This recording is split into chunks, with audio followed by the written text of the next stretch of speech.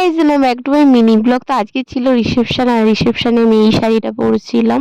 আর এখানে আমি মেকআপ করতে বসে পড়েছিলাম। এখানে আমার মেকআপ কমপ্লিট করে এখানে আমি মেকআপ ফিক্সার দিয়ে মেকআপটাকে সেট করে নিয়েছিলাম। আর এটা হচ্ছে আমার ফুল আউটফিট। আর আমাদের বেরোনোর কথা ছিল 6:30, এখন প্রায় 9টা বাজে, এখনো বেরোনো হয়নি। আর এত ঠান্ডা লাগছিল, ওই জন্য রাস্তায় এখানে একটু চা খাচ্ছিলাম সবাই।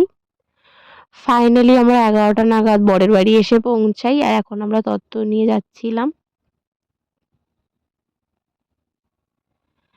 তারপরে এসে একটু স্টার্টার খেয়ে একটু আশেপাশে ঘুরে, এখানে গান হচ্ছিল ওগুলো একটু দেখে, তারপরে ব্রাইডের সাথে কিছু ফটো তুলে আর আমরা ডিনার করতে যাচ্ছিলাম। আমরা এখানে ছিল মেনু।